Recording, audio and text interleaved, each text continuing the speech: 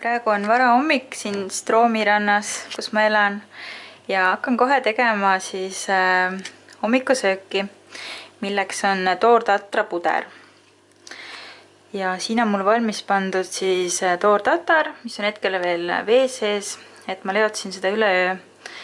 Ja siis siin on rosinaid, mis ma panen magustuseks ja marju. Need ma siis võtsin eelnevalt öösel välja sügavkülmast ja panin seisma, et nad ilusti üles sulaksid. Ja siis banaanid. Siin on minu puuviljavaru. Tahtsin teile näidata veel seda tatra kotti, mille ma eile kätte sain. Et see on siis, mis see on? See on tatra tang. Ja sain kätte selle Remedy Waste eile. See on siis siuke suur kott ja siin sees on 10 kilo toortatart.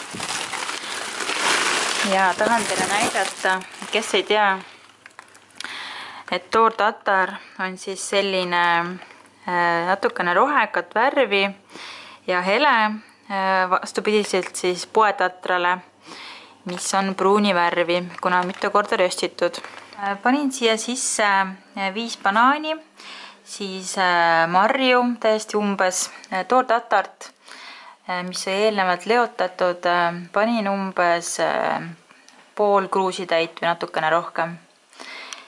Ja siis rosinaid ka umbes pool kruusitäit.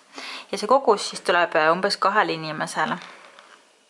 Tahtsin teile näidata veel oma blenderit, mis on siis Philipsi blender ja see maksis kuskil 54 eurot. Prismast ostsin selle.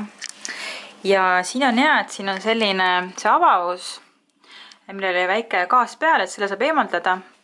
Ja siis mul on selline äge puust nui, mis on ise meisterdatud kirvevarrest ja siis on pandud siuke väike pidurdus sellele peale, et siis mis imiteerib natukene seda Omniblendi või Vitamixi nuia. Ja siis tänu sellele ma ei pea sellele pudrule eriti palju vedelikku lisama.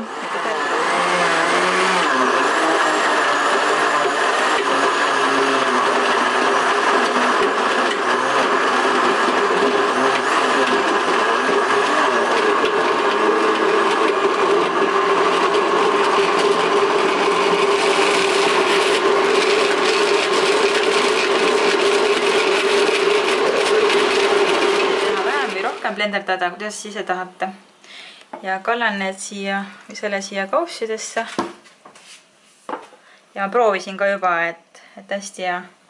Et kui rosinaid ei taha panna, võib panna tatleid. Tavaliselt ma panengi tatleid, aga kuna mul ei olnud, siis ma kasutasin rosinaid ja tuli ka hästi hea. Ja siis ma jätsin natukene alles rosinaid, mis ma panen siia peale kaunistuseks.